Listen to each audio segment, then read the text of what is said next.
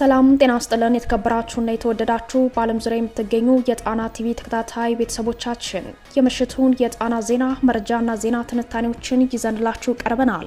ወቅታዊ ፈጣን መረጃዎች እንዲደርሷችሁ ቻናላችን ላይክ፣ ሼርና ሰብስክራይብ ማድረጋችሁ እንዳትረሱ። እስከ መጨረሻው አብራችሁ እንድትቆዩ አክብሮታዊ ግብዣችንን እያስቀደምን በቅድሚያም አበይቶችን አቀርብላችኋለን። በወሎ ቤት አማራ የትግሉ መዳረሻ 4 ኪሎ እንደሆነ ያመላከቱ የፋኖ ድሎች ተመዝግበዋል። ከ7 በላይ ከተሞች ነፃ ወጥተዋል። ከነዚህ ውስጥ ከነወረዳ ቀበሌያቸው ሙሉ በሙሉ ነፃ ይወጡ ይበዛሉ። ሁለተኛ ቀኑን ያስቆጠረውን ዘመቻ አባናዶ ዝርዝር ወታደራዊ ድሎች በቀዳሚው ዜና ወጃችን ይዘነዋል።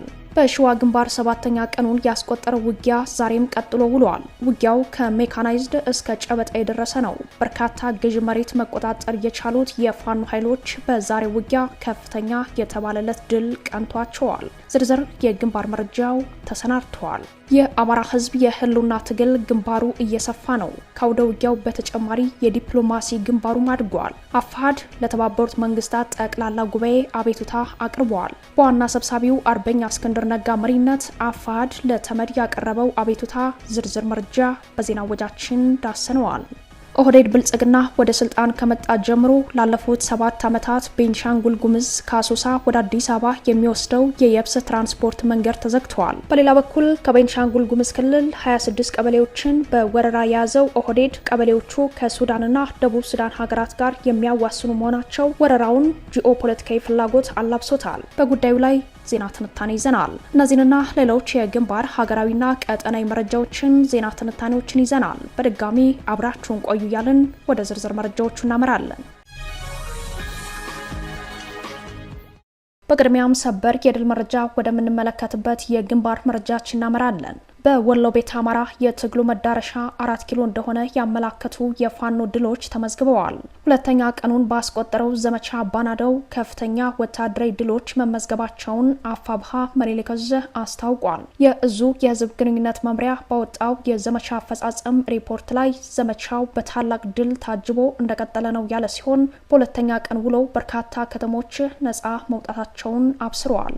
የአማራ ፋኖ ብሔራዊ ኃይል ምስራቅ አማራ ቀጠና ምኒልክ ዕዝ መስከረም 14 ቀን 2018 ከጠዋቱ 12 ሰዓት የተጀመረው ዘመቻ አባናደው በአምስቱም ኮሮችና በእዙ ልዩ ዘመቻ ከፍተኛ ተጋድሎ እስካሁን ከ7 በላይ ከተሞች ነፃ ወጥተዋል። ሁለተኛ ቀኑን በያዘው በዛሬው ዕለት መስከረም 15 ቀን የብልጽግና ጦር ለ2 ዓመት የሰሜን ወሎ ዞን የጦር ማዘዣ ጣቢያ አድርጎት የነበረው የግዳን ወረዳ ሙጃ ከተማ በርካታ ምሽጎችን በመስበር በምኒልክ ዕዝ ሰራዊት በቁጥጥር ስር ውሏል። በዘመቻ አባናደው በሁለቱ ቀናት ውጊያ የሰሜን ወሎ ዞን ግዳን ወረዳ ዋና መቀመጫ የሆነችው ሙጃ ከተማን ጨምሮ ሙሉ ለሙሉ ወረዳው በፋኖ ቁጥጥር ስር መግባቱን እዙ አብስረዋል። በተጨማሪም በዚሁ ሰሜን ወሎ ዞን ጋዞ ወረዳ መቀመጫ የሆነችው እስታይሽን ጨምሮ ወረዳው ሙሉ በሙሉ በፋኖ ቁጥጥር ስር ገብተዋል። ሌላኛው ሶስተኛ ነጻ የወጣችው ከተማ የራስ አንጎት ወረዳ መቀመጫ የሆነችው አሁን ተገኝ ከተማን ጨምሮ ወረዳው ሙሉ በሙሉ በፋኖ ቁጥጥር ስር ገብተዋል። በተመሳሳይ የድል መረጃ በሰሜን ወሎ ዞን ላስታ ወረዳ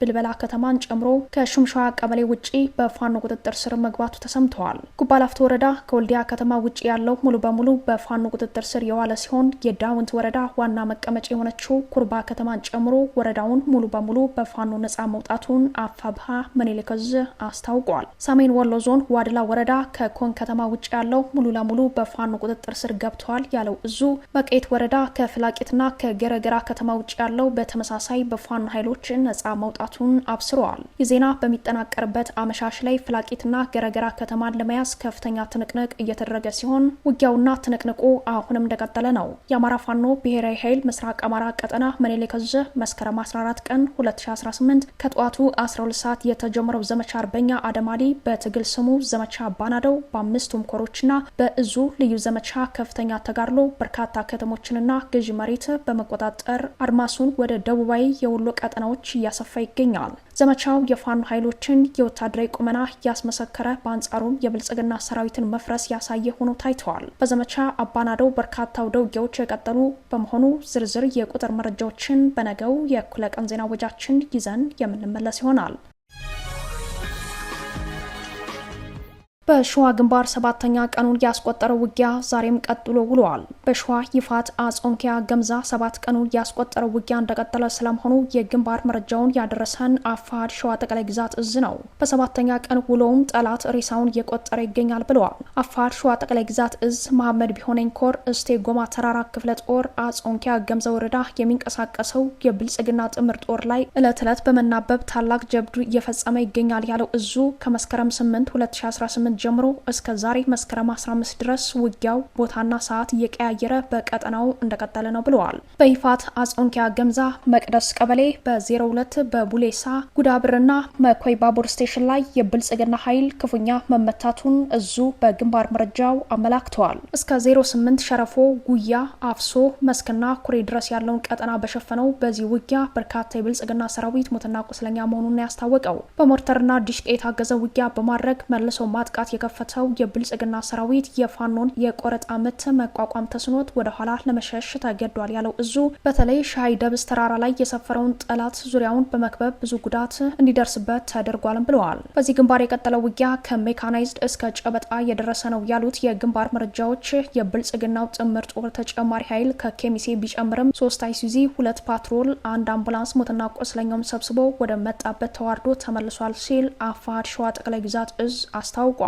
በአፍሶና 44ቱ የመጣው የብልጽግና ጦርም አንገቱን ቀና አድርጎ እንዳይተኩስ አድርገውታል ያለው እዙ የመሐመድ ቢሆነኝ ኮር ተዋጊ ኃይሎች በቆረጣና በጨበጣ ውጊያዎች ብልጫ በመውሰዳቸው የጠላት ኃይል ወደ መኮይ ከተማ እንዲወርድ አስገድደውታል ብለዋል። መኮይ ከተማ ድረስ እየተከተሉ ያጠቁት የፋኖ ኃይሎች ይህ ዜና እስከተጠናቀረበት ጊዜ ድረስ በቀጠናው ከሜካናይዝድ እስከ ጨበጣ ውጊያ እንደቀጠለ መሆኑን እዙ አስታውቋል። የፋኖ ኃይሎች ለዘላቂ አንድነት የሚያደርጉት ውይይት በቀጠለበት በዚህ ጊዜ በወታደራዊ መስኩ እየተገኙ ያሉ ድሎች የአንድነት ውይይቱ ፍሬ እንዲያፈራ አጋዥ እንደሚሆኑም ታምኖበታል። በቅርብ የህዝባችንን ጥያቄ ለመመለስ ሊገለን የመጣውን ጠላት አይቀጡ ቅጣት በመቅጣት የታወጀብንን የዘር ማጥፋት ዕዳ ደብዳቤ በመቅደድ የመኖር ነጻነታችንን እናውጃለን። ለዚህ ድል ሁሉም ህዝብ በዝግጅት እንድትጠብቁን የአክብሮት መልእክታችን ነው ሲሉ መልእክቱን ያስተላለፈው አፋድ ሸዋ ጠቅላይ ግዛት እዝ የመሐመድ ቢሆነኝ ኮር ህዝብ ግንኙነት ክፍል ነው። አፋድ ለተባበሩት መንግስታት ጠቅላላ ጉባኤ አቤቱታ አቀረበ።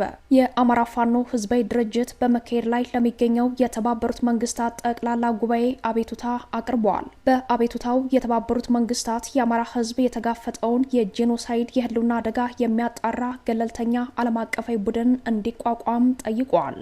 አቤቱታው በአፋድ ዋና ሊቀመንበር አርበኛ እስክንድር ነጋ ፊርማ የቀረበ ሲሆን የአርበኛው ሙሉ ቃል የሚከተለው ነው። ለተባበሩት መንግስታት ጠቅላላ ጉባኤ ከአማራ ፋኖ ህዝባዊ ድርጅት የተከበራችሁ የዓለምና አፍሪካ ሀገራት ወንድሞችና እህቶች ዛሬ በአማራ ህዝብ ስም ከፊታችሁ ቆሜያለሁ ብሎ የሚጀምረው አቤቱታው የአማራ ህዝብ ከ50 ዓመት በላይ ከፍተኛ የሆነ የጅምላ ግድያ፣ ማፈናቀል፣ የሀብትና ንብረት ቃጠሎ፣ የሃይማኖት ተቋማት ውድመት እየደረሰበት ኑሯል። አሁንም እየደረሰበት ይገኛል ሲል በደሉን ያስረዳል። ዓለም በዝምታ እየተመለከተው ያለው የኢትዮጵያ ሁኔታ ተራ ግጭትና የጸጥታ አለመረጋጋት አይደለም። ይልቁንስ ስር የሰደደ የዘር ማጥፋት ወንጀል ነው። በተለይ ባለፉት 7 ዓመታት ማለትም ጠቅላይ ሚኒስትር አብይ አህመድ የሀገር መሪነቱን ከተረከቡበት ጊዜ አንስቶ በአማራ ህዝብ ላይ የሚደርሰው የዘር ማጥፋት ወንጀል በጣም አስከፊ ሆኗል በማለት የብልጽግናውን የጦር ወንጀል አመላክተዋል። በአብይ አህመድ መንግስታዊ መዋቅር ውስጥ ያሉ ከፍተኛ ወታደራዊ አዛዦች እንዲሁም የታጠቁ ሚሊሻዎች የአማራ ህዝብን በከፊል ወይም በሙሉ ለማጥፋት አስበውና አቅደው የጥቃት ኢላማ አድርገውታል በማለት የሚቀጥለው የአፋድ አቤቱታ እነዚህ ድርጊቶች እንደ አውሮፓውያኑ አቆጣጠር በ1948 በተባበሩት መንግስታት የወጣውን የዘር ማጥፋት ስምምነትና በሮም ስምምነት አንቀጽ 6 ስለ ዘር ማጥፋት የወጡትን መስፈርቶች ያሟላሉ በማለት በአማራ ህዝብ ላይ እየተፈጸመ ያለውን የዘር ማጥፋት ያስረዳል። አክሎም ወደዚህ ጉባኤ የመጣ ነው በኢትዮጵያ ባለው የፍትህ ስርዓት መፍትሄ ማግኘት ባለመቻላችን ነው የሚለው የአፋድ አቤቱታ እንዲያውም በተቃራኒው የፍትህ ስርዓቱ የወንጀሉ አካል ሆኖ በመቸገራችን ነው ብለዋል። የአማራ ህዝብ ሀገራዊ የህግ ከለላ በሌለው ሁኔታ የዓለም አቀፍ ማህበረሰብ ዝምታ ወንጀለኞችን የሚያበረታታ እንጂ መፍትሄ የሚያመጣ አይደለም በማለት አፋድ ለተመድ አቤቱታውን አቅርበዋል። በመሆኑም ለዚህ ጉባኤ የሚከተሉትን ጥያቄዎች እናቀርባለን ሲልም 4 ወሳኝ ጥያቄዎችን አቅርበዋል። አንደኛ፣ በአማራ ህዝብ ላይ እየደረሰ ያለውን ግፍና በደል እውቅና ሰጥቶ እንዲያወግዝ። ሁለተኛ በተባበሩት መንግስታት አስፈጻሚነት በኢትዮጵያ ውስጥ የዘር ማጥፋት ወንጀልና በሰብአዊነት ላይ የተፈጸሙ ወንጀሎችን በገለልተኛ ምርመራ ቡድን እንዲጣራ እንዲያደርግ። ሶስተኛ ከከፍተኛ እስከ ዝቅተኛ ወንጀለኛ ባለስልጣናት ወደ ህግ እንዲቀርቡ እንዲያደርግ። አራተኛ በህዝብ ላይ የባሰ ጭፍጨፋና መፈናቀል እንዳይከሰት አፋጣኝ እርምጃ አሁኑኑ እንዲወሰድ እንጠይቃለን ሲል አፋሕድ የአማራ ህዝብ ጉዳይን ለተመድ ጠቅላላ ጉባኤ አቅርበዋል። እንደ አውሮፓውያን አቆጣጠር በ1948 ዓ.ም የዓለም መንግስታት ከዚህ በኋላ ጄኖሳይድ አይደገምም ብለው ቃል ኪዳን አስረዋል። የአፍሪካ አንድነት መነሻና መሰረት የጸረ ጭቆና ትግል ነው ሲል የሚቀጥለው የአፋሕድ አቤቱታ ኢትዮጵያ ራሷ የአፍሪካ ነጻነትና ክብር ተምሳሌት ናት በማለት ዛሬ በሚሊዮኖች የሚቆጠሩ አማራዎች ህልውናና የአፍሪካ ቀንድን ሰላም በተመለከተ የተባበሩት መንግስታት ዝምታ ላይ ጥያቄ አንስተዋል። ጥያቄዎቻችን የምናቀርበው እንዲታዘንልን አይደለም ያለው የአፋሕድ አቤቱታ ይልቁንስ ፍትህ፣ ተጠያቂነት እንዲመጣና የህዝባችን ህልውና ለመታደግ እንድታግዙን በማለት አቤቱታውን ለተመድ ጠቅላላ ጉባኤ በደብዳቤ አቅርበዋል። ለዚህ አሳሳቢ ጉዳይ አጽንኦት ስለሰጣችሁልን በአማራ ህዝብ ስም አመሰግናለሁ በሚል አቤቱታውን የሚቋጨው አርበኛ እስክንድር ነጋ ጣቢያችን በጉዳዩ ላይ በጠየቀው ተጨማሪ ማብራሪያ ይህ አቤቱታ ለተመድ የሚቀርበው ፓን አፍሪካኒስት በሆኑ ወዳጆች በኩል እንደሆነ ጠቁመዋል።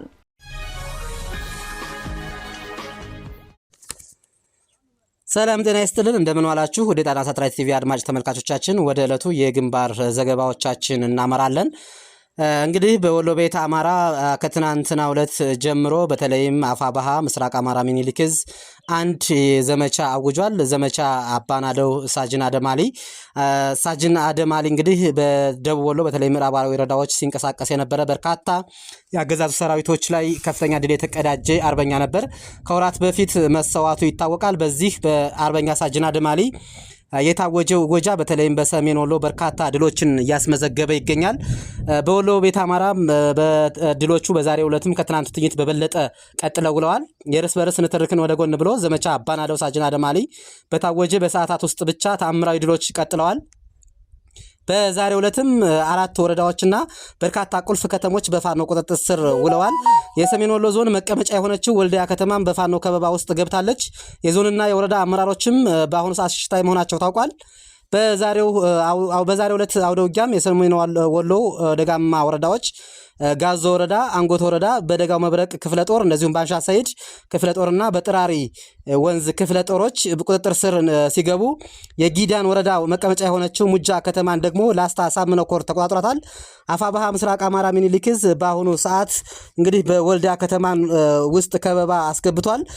በወልዲያ ዙሪያ የሚገኘው ጉባላፍቶ ወረዳ በተለይም ሳንቃ ከተማን ጨምሮ በርካታ የወረዳው ከተሞች በአፋባሃ ምስራቅ አማራ ሚኒሊክ ዕዝ ቁጥጥር ስር መሆናቸውም ታውቋል። ለረጅም ጊዜ በኮሎኔል ፈንታው ሞሃቤ ቁጥጥር ስር የነበረችው ዳውንት ወረዳ ደግሞ ሰንጥቅ ክፍለ ጦር እንግዲህ በጊዜ ገቢ አድርጓታል። ትናንት በደረሰበት ከፍተኛ ምት በዛሬው ዕለት ፋኖ ከበባ ሲያደርግ ቀድሞ እየፈረጠጠ የሚገኘው የብርሃኑ ጁላ ጦር እንግዲህ በርካታ የወረዳ እንዲሁም መለስተኛ ከተሞችን እንደውም ስትራቴጂያዊ ቦታዎችን ለቆ በመውጣት ላይ ይገኛል። እንደዚያም ሆኖ እንግዲህ ትናንት የደረሰበትን ምት ድጋሜ ያው ኦፕሬሽን እየተሰራበት መሆኑን ስላወቀ ድጋሜ ከፍተኛ ኪሳራ ላለማስተናገድ ያለምንም ውጊያ በርካታ ቦታዎችን እየለቀቀ ይገኛል። ነገር ግን የብልጽግና ዙፋን አስጠባቂ ሰራዊት ሲሮጥም ቢሆን በመመታትና በመማረክ ላይ ነው። በዛሬው ዕለትም በርካታ የመከላከያ አባላት ሲማረኩ በርካቶች ላይ እርምጃ ተወስዶባቸዋል። በርካታ ድሽቃ፣ ብሬን፣ ስናይፐር፣ የነፍስ ወከፍ ክላሽንኮቭ መሳሪያዎች እንደዚሁም ለቁጥር የሚያዳክቱ ተተኳሾች ፋኖ ወደ ካዝናው አስገብቷል። አጠቃላይ የተገኙ ቁጥራዊ መረጃዎችን ለማግኘት በአሁኑ ሰዓትም በተለይም በወልዲያ ዙሪያ በሳንቃ እንደዚሁም ጥቁር ወንዝ በሚባለው አካባቢ ከባድ ውጊያ እና ትንቅንቅ አለ። አርበኞቻችን በዚህ ሰዓትም በውጊያ ላይ በመሆናቸው ቁጥራዊ መረጃዎችን ማግኘት አልቻልንም። አፋሕድ ወሎ ቤት አማራ ጠቅላይ ግዛት ዕዝም በተለያዩ ቦታዎች ላይ እንደዚሁ በውጊያ ላይ ይገኛል። በተለይ መከላላ ወረዳ ተማም ብርጌድ አሁንም ለጓማ አካባቢ የሚገኝ ጠላማ ቦታ ላይ በውጊያ ላይ ናቸው። እንደ ወሎ ቤት አማራ በርካታ ድሎች እየተገኙ ይገኛሉ። እነዚህ ድሎች በሌሎች ቀጠናዎችም እንደሚቀጥሉ ተስፋ አለን። ለተጠናቀሩት መረጃዎች ተስፋዬ ልሳኑ ነኝ ከትግሉ ሜዳ።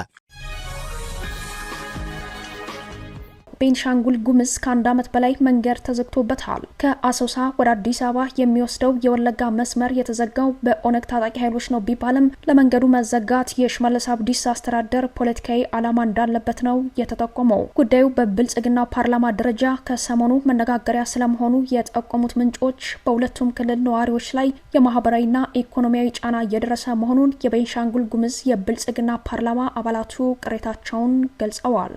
መንገዱ ባለፉት ዓመታት በጸጥታ ችግር ምክንያት የትራንስፖርት አገልግሎት መስጠት ባለመቻሉ በሁለቱም ክልል ነዋሪዎች ላይ የማህበራዊና ኢኮኖሚያዊ ጫና እያደረሰ ነው ሲሉ ቅሬታቸውን መግለጻቸው ተሰምተዋል። ከቤንሻንጉል ጉሙዝ ርዕሰ ከተማ አሶሳ አዲስ አበባ ያለው መንገድ በጸጥታ ችግር ከተዘጋ ከ7 ዓመት በላይ ቢሆነውም በተለይ ባለፈው 1 ዓመት ሙሉ በሙሉ መቋረጡ ነው የታወቀው። ከአሶሳ አዲስ አበባ የህዝብ ትራንስፖርት በመቋረጡ ለተለያዩ ጉዳዮች ወደ አዲስ አበባ ለመሄድ አቅም ያለው ሰው ብቻ የአየር ትራንስፖርት እየተጠቀመ ይገኛል ተብሏል። እህልና የተለያዩ ሸቀጣሸቀጦች ከመሀል ሀገር ይዘው የሚመጡ ተሽከርካሪዎችን በመንገድ መዘጋት ምክንያት እንደሚፈለገው ስለማይመላለሱ በሸቀጥ ምርቶች ላይ እጥረትና የዋጋ ንረት መከሰቱም ታውቋል። በሌላ በኩል ቤንሻንጉል ጉምዝ በኦህዴድ ብልጽግና እንደተዋጠ ተጨባጭ መረጃዎች ያሳያሉ።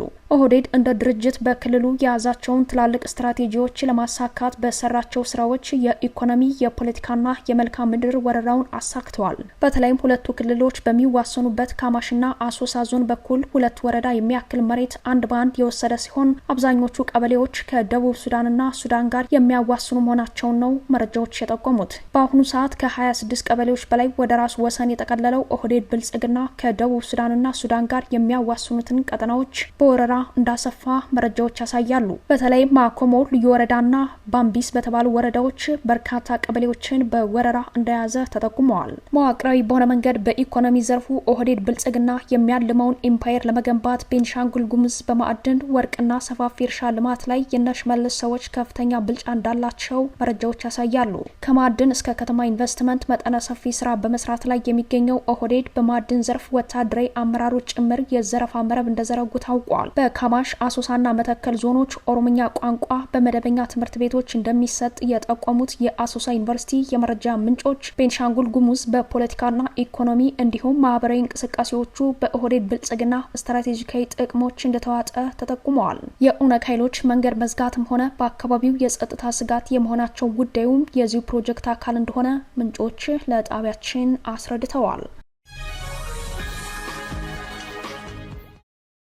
ክቡራትና ክቡራን ቤተሰቦቻችን ለምሽቱ የተሰናዱት መረጃዎቻችን የተከታተሏችኋቸውን ይመስሉ ነበር። አብራችሁን ስለቆያችሁ ልባዊ ምስጋናችን ይድረሳችሁ እያልን የጣና ቲቪ ወቅታዊ ዜናዎች፣ ትንታኔዎችና ልዩ ልዩ ፕሮግራሞች እንዲደርሷችሁ ቻናላችን ሰብስክራይብ በማድረግ ቤተሰብ ይሁኑ። በተሳትፎ የትግል ሚዲያው እንዲያጠናክሩ ጥሪያችን እናቀርባለን። ጣና ሳተላይት ቲቪ ከሀቅ ጋር